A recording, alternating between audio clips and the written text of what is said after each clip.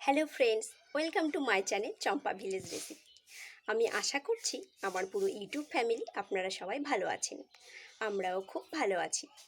আজকে একটি মজাদার রেসিপি নিয়ে চলে এসেছি। আপনাদের ভিডিওটি ভালো লাগলে চ্যানেলটিকে সাবস্ক্রাইব করবেন, পাশে থাকা বেল আইকনটিকেও প্রেস করে রাখবেন, যাতে নতুন কোনো ভিডিও আপলোড করলে নোটিফিকেশানটি সবার আগে আপনার কাছে পৌঁছে যায়। ভিডিও ভালো লাগলে, রেসিপি ভালো লাগলে একটি লাইক ও কমেন্ট করতে ভুলবেন না। আসুন তাহলে আমরা এবার কিচেনে যাই, রেসিপিটি শুরু করি।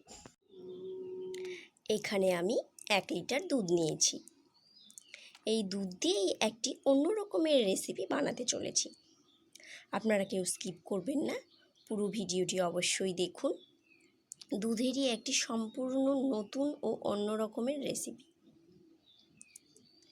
আমি এখন দুধটাকে ছেঁকে নেব। আপনারা আসুন, সঙ্গে থাকুন। আমি এই দুধটিকে দিয়ে দিচ্ছি কড়াতে।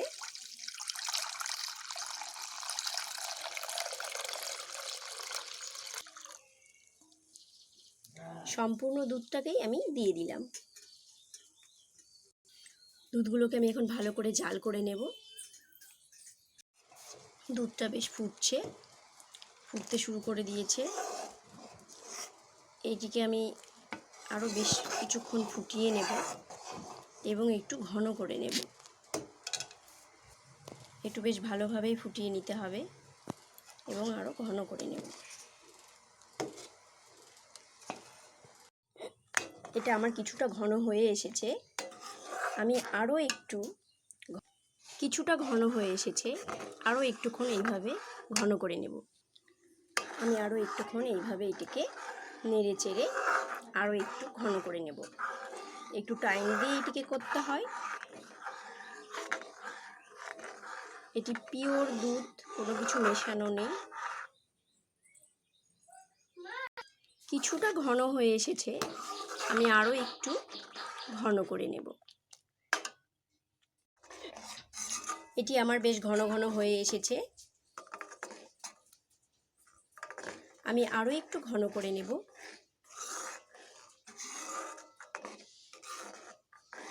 এটিকে আরও আমি একটু ঘেটে নিচ্ছি। এবার আমি এখানে একটু চিনি দিয়ে দেব। আপনারা আপনাদের পরিমাণ মতো চিনি অ্যাড করবেন। চিনিটাকে আমি এবার ভালোভাবে একটু মিশিয়ে নিচ্ছি।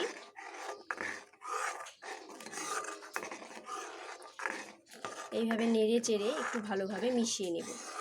আরও একটুক্ষণ আমি এটিকে একদম ক্ষীর করে নেব। এইভাবে অনেকটা ঘন হয়ে এটি বেশ শক্ত শক্ত মতো ক্ষীর হয়ে এসেছে। পিওর দুধের ক্ষীর একদম, এখানে কোনো কিছু মেশানো নেই, শুধু দুধ থেকে এইভাবে এটিকে আমি ক্ষীর করে নিলাম।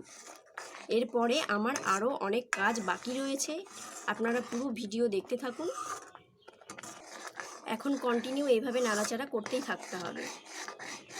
যেহেতু এটি ক্ষীর মতো হয়ে এসেছে, সেই জন্য আমি এখানে কন্টিনিউ নাড়াচাড়া করতেই থাকবো, যাতে নিচে তলায় লেগে না যায়।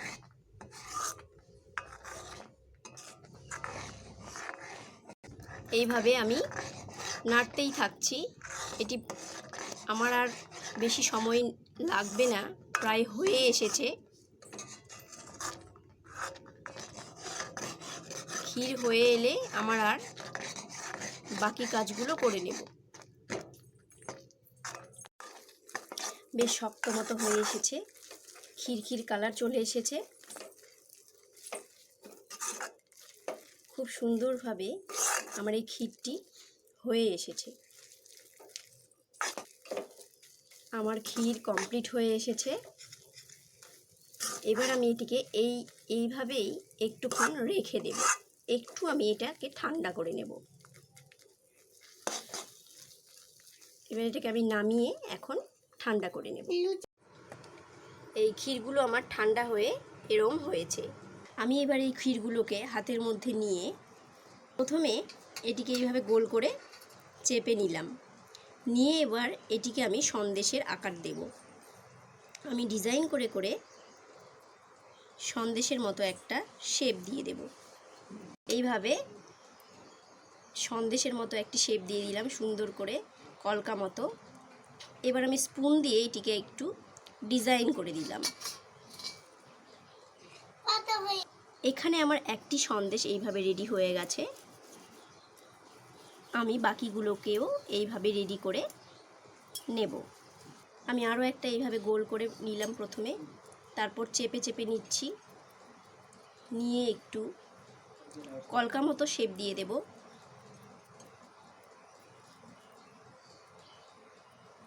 আবারও আমি স্পুন দিয়ে এভাবে একটু করে ডিজাইন করে দিচ্ছি, সুন্দর করে একটি কলকা ডিজাইন। এইভাবে আমার দুটো হয়ে গেল। বাকি সবগুলোকে আমি এইভাবে করে নেব, নিয়ে এগুলোকে আমি ফ্রিজে 1 থেকে 2 ঘন্টা রেখে দেব। আমার এই সন্দেশগুলো এইভাবে বানানো রেডি হয়ে গেছে। বাড়িতেও এত সুন্দরভাবে হোমমেড সন্দেশ, পিওর দুধের, শুধুমাত্র দুধ দিয়ে বানানো সন্দেশ। এবার এগুলোকে আমি 1 থেকে 1.5 ঘন্টা বা 2 ঘন্টা, 1 থেকে 2 ঘন্টা আমি ফ্রিজে রাখবো। তারপরে আমি বের করব। ফ্রিজ থেকে বের করে আমার এই সন্দেশগুলো এত সুন্দরভাবে হয়েছে। সন্দেশগুলো দেখতেও যেমন সুন্দর, এই সন্দেশগুলো খেতেও তেমন ভীষণই সুন্দর।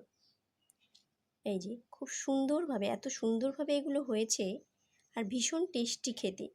কারণ কোনো রকম কোনো কিছু মেশানো নেই, শুধু পিওর দুধ দিয়েই বানানো। আপনারাও এইভাবে এই সন্দেশটিকে ট্রাই করতেই পারেন। Thanks for watching my video. আপনারা সবাই ভালো থাকবেন, সুস্থ থাকবেন, আনন্দে থাকবেন। আপনাদেরকে অসংখ্য ধন্যবাদ এতক্ষণ থেকে আমার সাথ দেওয়ার জন্য। আবার দেখা হবে অন্য কোনো রেসিপির সঙ্গে। ততক্ষণের জন্য বাই।